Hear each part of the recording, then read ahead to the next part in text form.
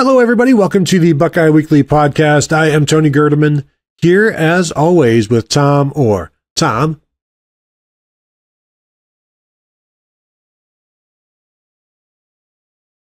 How's it going? Tony, I am here to talk a little football. I'm here undoubtedly to make people mad because that is how it seems to go these days. We get to talk about the Ohio State quarterback position, what we saw, rewatching the game on Saturday, all the other positions too, but the quarterback position, Tony, undoubtedly where everyone's going to get mad. Can't wait. If you're not dealing in anger, you're not doing it correctly, Tom. So let's get this thing going. So yes, I rewatched it on Monday, rewatched the game on Monday, and came away in terms of the quarterback. What I do with the Michigan stuff a lot is when it looks like they're dinking and dunking, I'll go and check the air yards. And so I did that with Kyle McCord to see like how far often he was going downfield or whatever. And so he threw 33 passes, 13 of them went 10 yards or further downfield. He was 4 of 13 on those. Obviously with he admitted that he was not terribly accurate through on some of the throws, especially early on, but connected with Cade Stover and Julian Fleming in the third quarter. But I just wanted to see how much he was checking down, and maybe not even checking down. Like that's where Emeka Egbuka caught his passes, Julian Fleming catching his passes there. But so 18 of 33, 5 yards or further downfield. 11 of 33 were like 4 yards and under. So there are quite a few checkdowns and just some screens in there. I'll be interested to see how much further that gets going downfield once he's more comfortable with the offensive line. Well, it felt like he was going downfield more in the second half already, even compared to the first half. And I think maybe part of that is the offensive line, where you could tell there were times when he was just, he felt the pressure and couldn't take a shot downfield. And there were times he was looking to take a shot downfield and the receiver wasn't open, or the pressure was there and he couldn't take a shot downfield. I think I watched this game and I thought, this looks a lot like a guy who's talented, who is working through some stuff right now in terms of getting the timing down and feeling comfortable with the offensive line. And the offensive line, we can get to the offensive line in a little bit. I think the offensive line is clearly my bigger concern for the offense right now. Kyle McCord looks extremely to me like a guy who is going to be fine and just he'll figure it out because the talent is there. He made the throws downfield that you would like to see. He made some tight throws downfield at times.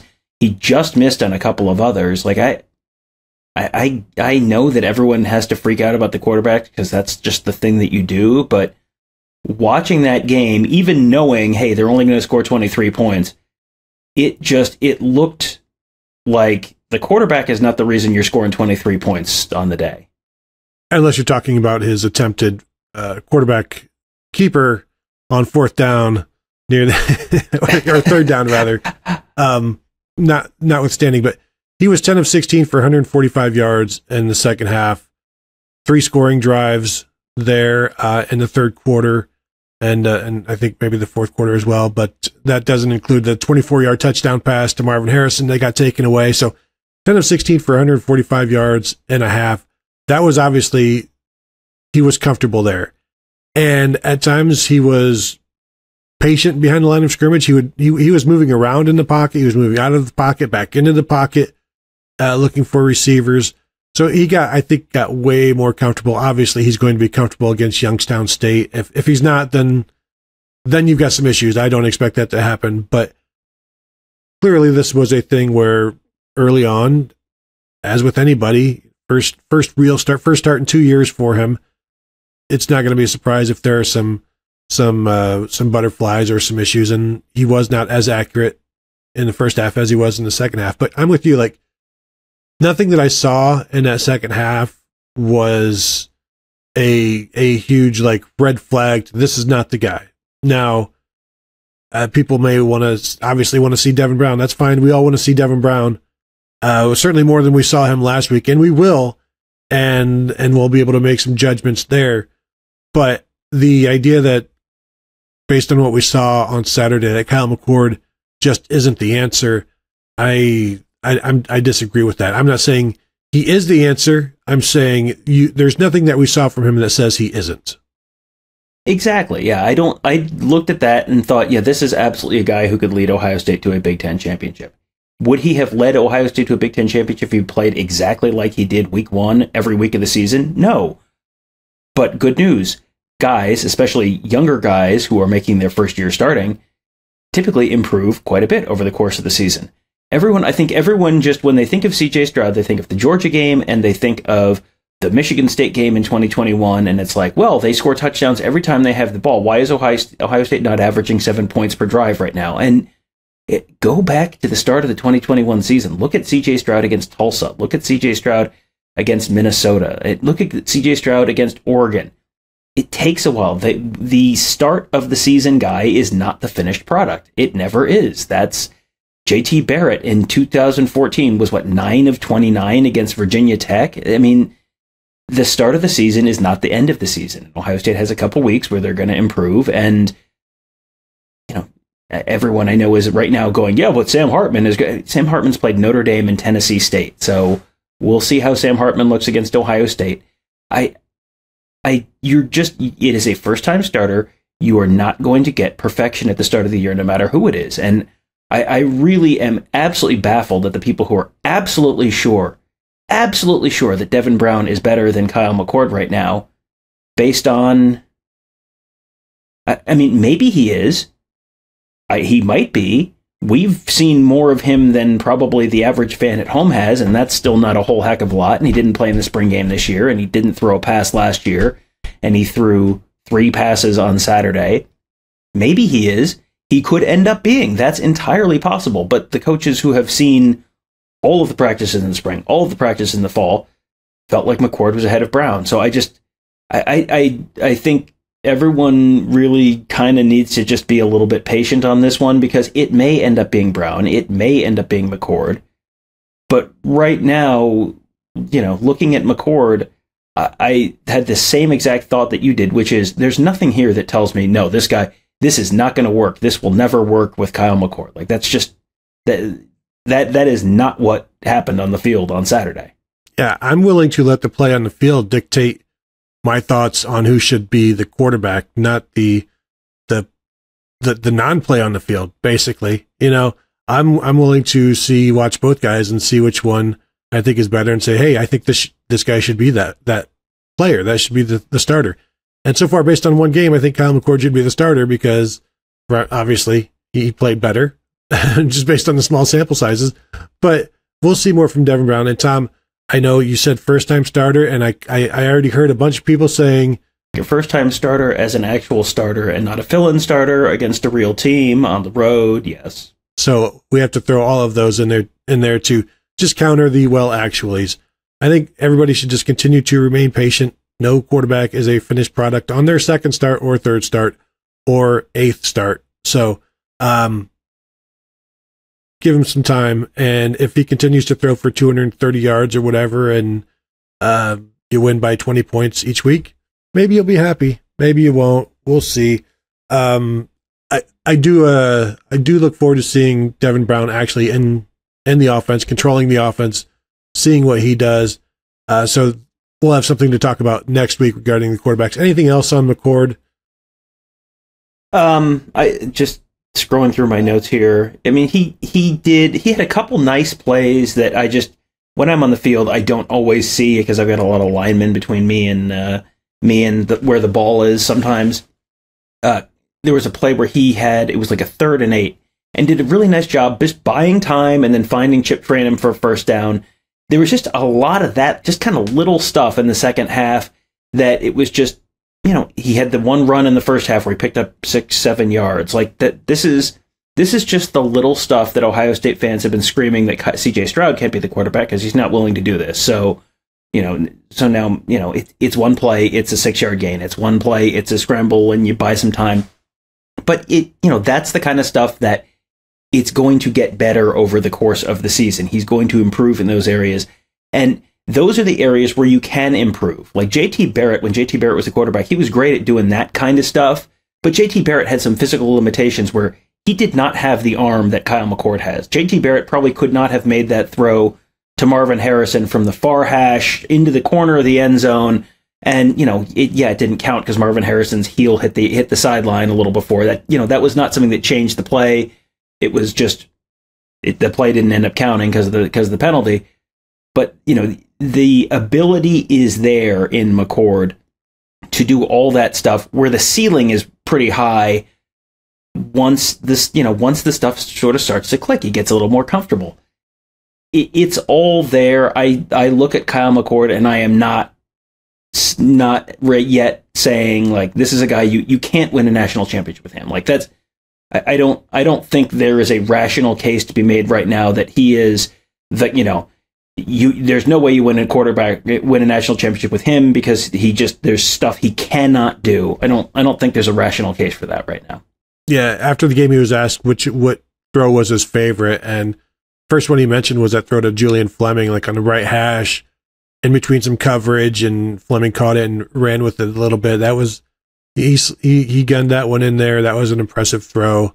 Obviously, the first one to Carnell Tate, that Tate was already dropping before he got hit towards the end zone at the end of the first half. I think there's still plenty to work with. Tom, I want to talk about the defense, and we're going to just go back and forth on this, whatever, no rhyme or reason here. But I was really impressed with how well the defense kept leverage. Like, they never lost leverage, and they're playing an option team where we've seen some Ohio State defenses lose some leverage, and there's no outside guy to take the pitch man. There was generally somebody there to take the pitch man, and sometimes the guy that was covering the quarterback also was able to handle the pitch man. Like, it was a complete team effort, and sometimes it was the defensive end that was handling it, and sometimes it was Sonny Styles. Other times it's Josh Proctor coming up. The communication that went on through all of this, and you would see during the game Tommy Eichenberg make a call, then Lathan Ransom make a call, signal it over to Josh Proctor, who signals it over to the corner, and they all filled their gaps, and they were where they were supposed to be, and it was a solid effort. I'm interested to talk to Jim Knowles on Tuesday to see how much they prepared for the triple option. And if they didn't prepare for it much, that was a fantastic representation of on the fly. Hey, remember when we did this? Let's fall back on our training. I have to imagine they prepared for it some, but I guarantee they're not preparing for it like they are for a Navy or an Army. This was just this is part of their package, so we need to get it in and be ready for it.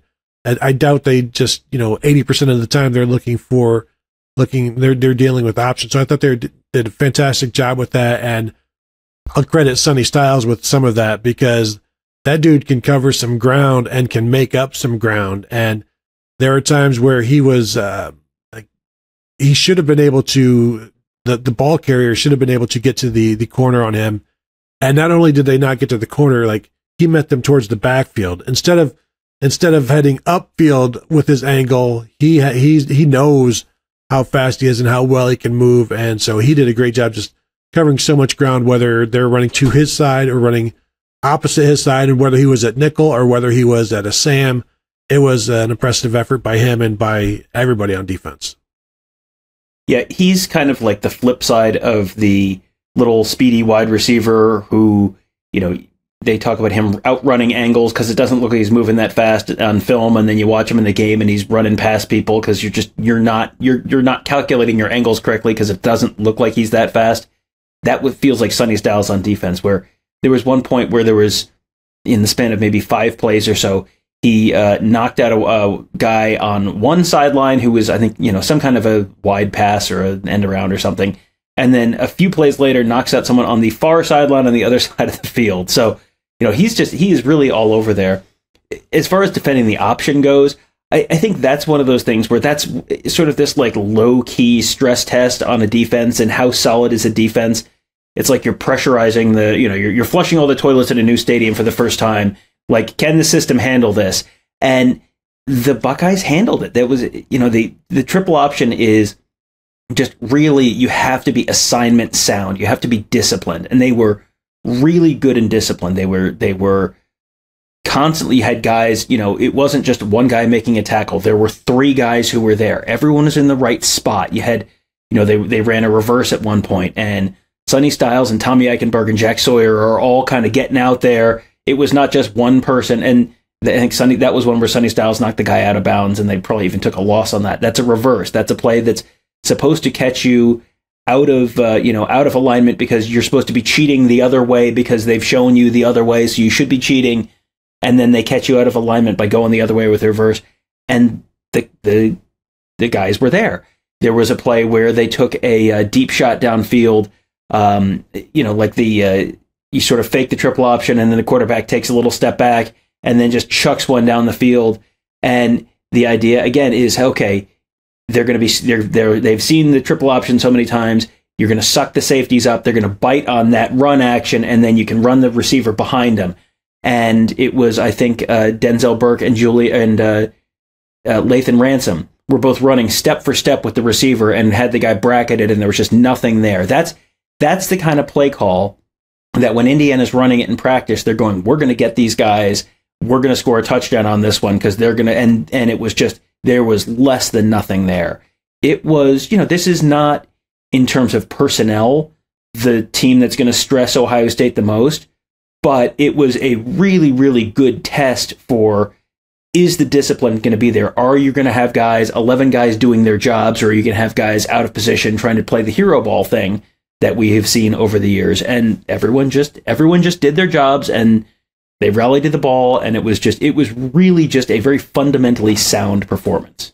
Lathan Ransom had a couple of nice plays against the run, coming up and knocking down the ball carrier. When he hit guys, they stayed hit. And then, of course, you just mentioned the one where he didn't fall for the play action and was back there in coverage. I thought it was a good day for him. I am interested to see why, if the plan was for Malik Hartford to play the entire second half. I know Josh Proctor started out strong, making some big plays in the backfield. Later on in the second quarter, kind of overran some plays and missed a couple of things here and there. And I wonder if that was what got Hartford on the field, or if this was the plan all along. Josh Proctor talked after the game, but I didn't get a chance to run over to his scrum to see what was going on. But obviously he looked happy and fine with the win. Everybody on defense did, but I wonder if that was always the plan. It wouldn't shock me if that was always the plan based on everything that we know about Malik Hartford. The offensive line, Tom, there were obviously some concerns there. They had trouble with Andre Carter, Indiana's defensive end, number 1, who was...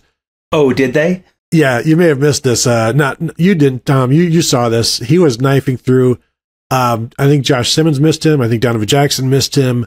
A lot of guys missed him on the day, and he was trouble for basically everybody. And he was a Western Michigan transfer, posted a bunch of numbers the last couple of years. We'll probably post some numbers this year for the Hoosiers.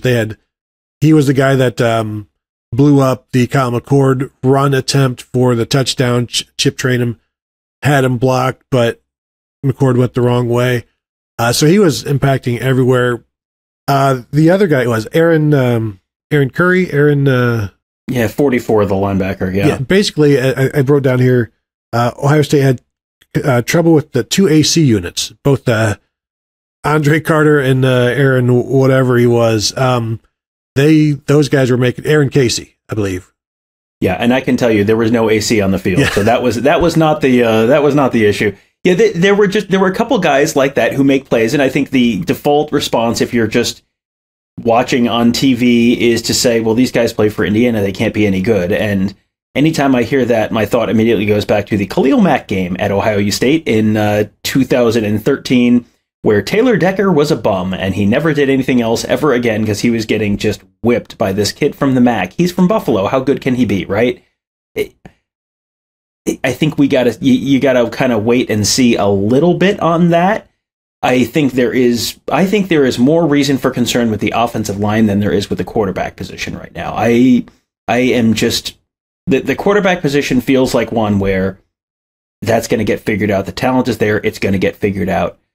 The offensive line, Donovan Jackson didn't have a great day. I was a little surprised by that. Donovan Jackson felt like he and Matt Jones were the two guys where it's like, okay, you know what you got, it'll be fine. And then the other guys, the other three are the one you have to worry about. Carson Hinsman felt like he was pretty okay throughout the day.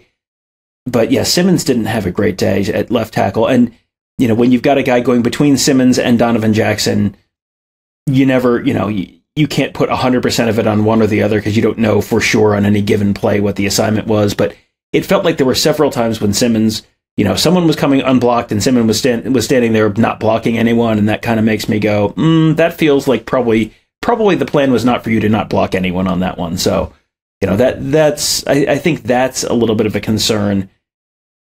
We'll find out more. We'll find out more this week. It should look a lot better this week. Against Youngstown State. If it doesn't, then I think that's a real red flag.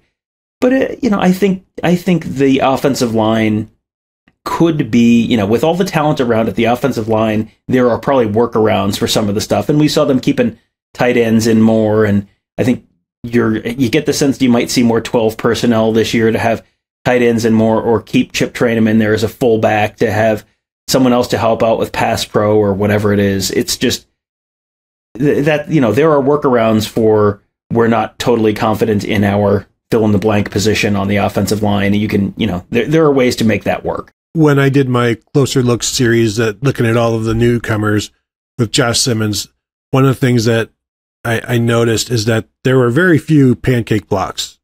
Like, he's not taking anybody down, and so there are questions about strength and physicality. I think we saw some of that as well on Saturday. He needs to get stronger. He needs to get more physical.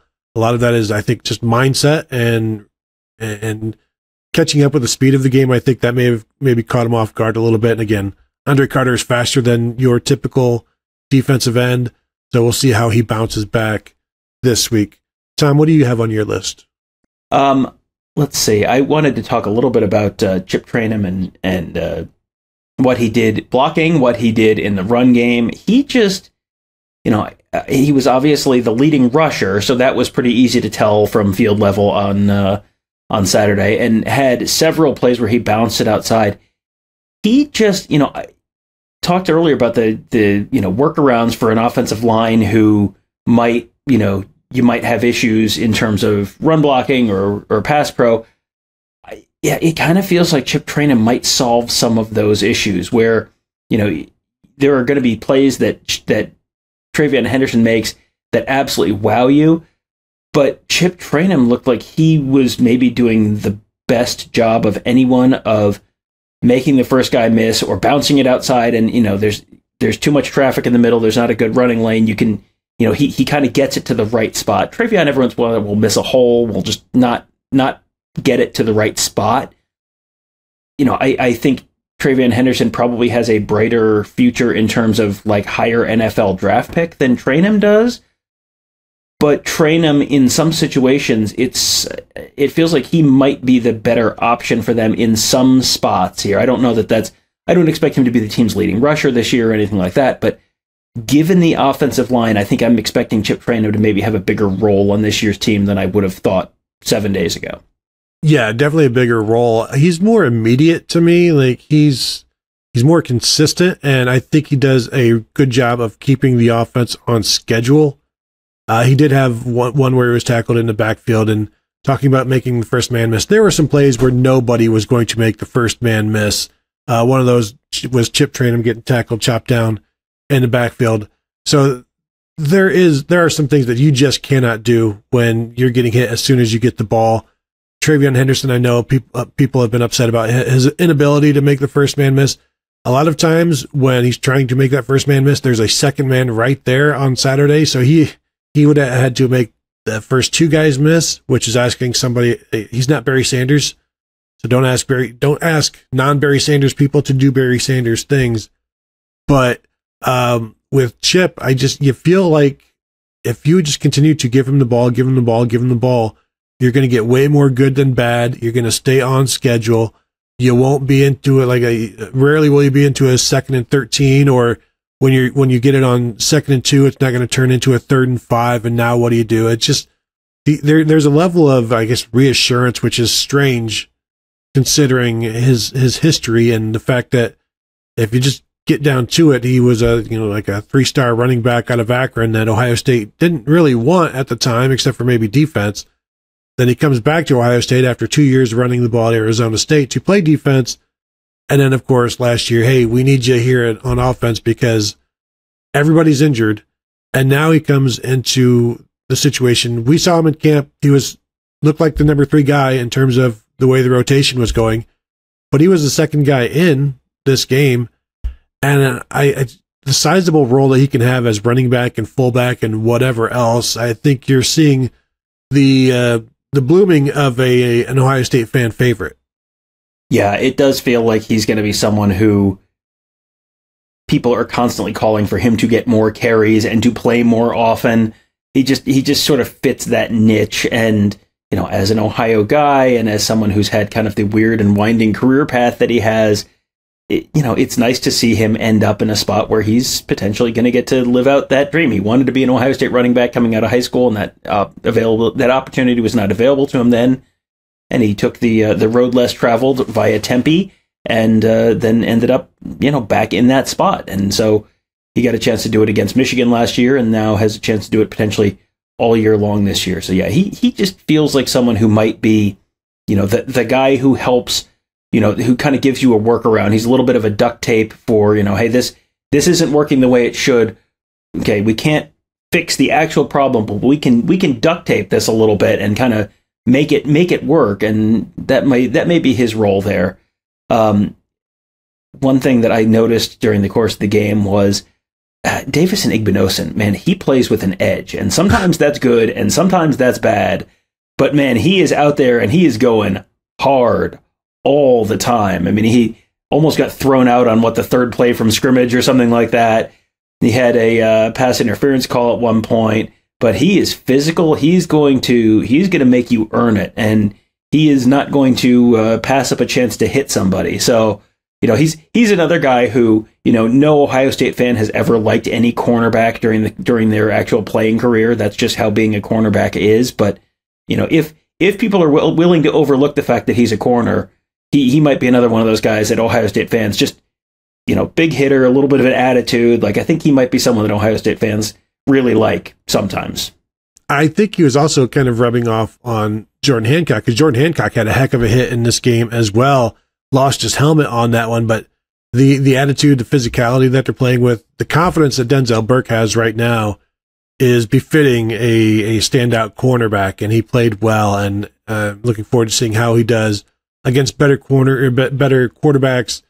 The Western Kentucky game is something we'll continue to point to see if the discipline that they take from this Indiana triple option type of thing, and can they now do something completely different against a team that's going to spread them out and throw it all over the place, and you have to tackle in space and rally to the ball. Can they do that? It'll be interesting to find out, and I'm looking forward to that one. Not that I'm looking past Youngstown State. Nobody would do anything like that. Tom, is Caden Curry on your list? Because we saw him a little bit. Yeah, I saw him live watching it a little bit, but when you rewatch it and you see him obviously at defensive end and then also on the inside at the Rushman package, he had a stunt in there that led to the Jaden McKenzie sack at one point, and he was pretty disruptive. He was solid against the run in terms of being the option man and tackling whoever came his way and just setting an edge. So I thought that was a good job, and I think we said it after the game. We spent so much time, and everybody, not just us, everybody spent so much time talking about Kenyatta Jackson and how when Ryan Day talked about, or anybody talked about the pass rushing at Ohio State, there was JT, it was Jack, and it was Kenyatta.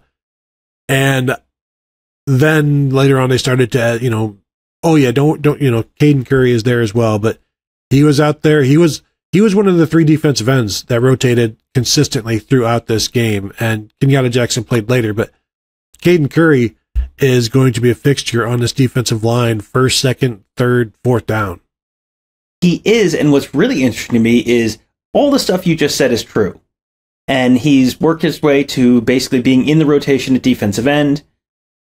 He's also on the kickoff coverage team. And I wonder if that's going to last all year. But he's another guy who I think just likes to hit people. And he had a big tackle on a kickoff a kickoff return at some point in the second half. It might have been the third quarter. Had a big tackle on a kickoff and got up and just, did the big scream, was very, very excited about what he had done. But he's just, he's someone who, you saw him play in high school. We've talked about this before.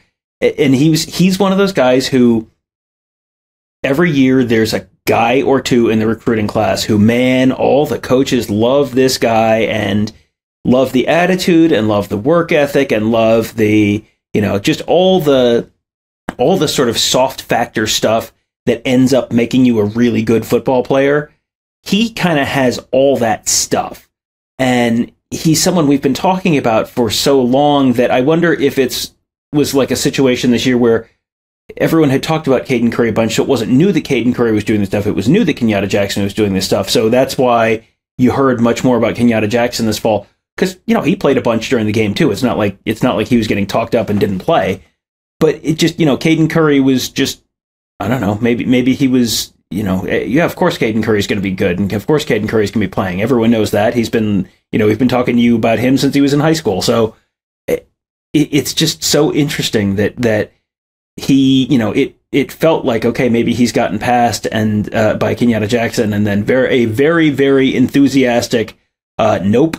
Him being, when Tyleik Williams trots off and it's 3rd and long and they're in that rushman package, Caden Curry's the guy that's coming in on the interior of the defensive line, along with Mike Hall and JT Tuimoloau and Jack Sawyer. Those are guys who they trust to be able to get to the quarterback, but also trust to, be responsible and not get crazy and be out of their passing lanes and all that, out of their rush lanes. They trust them to be able to do their jobs and be trustworthy and not give up the big play on 3rd down and try and make a play on 3rd down. So, that tells me exactly what they think about Caden Curry.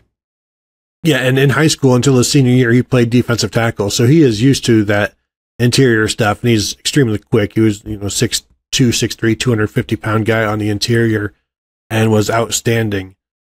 You mentioned kickoff coverage. I think there's some issues with the special teams coverage. We saw G. Scott at one point as getting down there on punt coverage and missing a tackle. It's not every day you see a tight end in that situation, so that was kind of odd. It shows me that he's willing to do everything, as we know G. Scott is. Like, whatever you need, he will do that. Fullback, tight end, slot receiver, gunner, and any other things that they need from him. But overall, coverage issues, kick return coverage and punt return coverage, there were some issues there.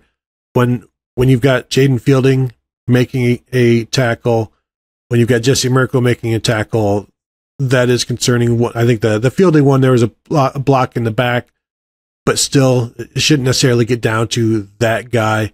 John Ferlman, long snapper, making a tackle, that's fine. You see that quite a bit. But not that all of those tackles stood, but I wonder when was the last time in a game the kicker, the punter, and the long snapper each had tackles? Yeah, I don't know, but the answer is whatever it wasn't good. You don't want, the kicker is never the one making a tackle down at the 5-yard line, right? The kicker is the one who's making the tackle at the 35 or the 40, and if he doesn't make the tackle, then the guy's gone. And, no disrespect to Jaden Fielding, but, Texas is not Australia. Like, I trust Jesse Mirko to get a guy on the ground because Jesse Mirko played Australian rules football. Like, no questions, no doubts there. Anytime a kicker is out there in a one-on-one situation, that is not good news. That is not how you drew it up. So, yeah, they'll have to figure it out. And we have not seen enough of Jaden Fielding to necessarily know, can he, if they wanted him to just kick the ball through the back of the end zone, could he do that on a consistent basis? Because they have, for years and years and years, tried to do the drop it inside the, drop it outside the numbers and in the corner, and you try and pin them deep, and that's great. And it, whatever the number is, it's an average of 3.5 yards less field position for the opposing team than if you just kick it out the back of the end zone on average. Like, okay, that's fine, but that's great until you give up a kick return touchdown, and then the average doesn't really matter anymore. So, that's one of those things where if you've got a guy who can kick the ball through the back of the end zone and kick coverage is an issue for you, then you just kick the ball through the back of the end zone, and that's, and then you don't give up kick returns anymore. So that's an option that's probably out there one way or the other for them. But we'll see if they can get that straightened out as well. The last thing, I thought Jaden Fielding did a pretty good job kicking the ball. Made his 3 field goals, made his 2 extra points, and did a good job on kickoffs where they wanted him. He was pretty accurate. No rollers out of bounds. I thought he did well and kicked the ball straight and true. Tom, anything else that you have listed there that you want to touch on?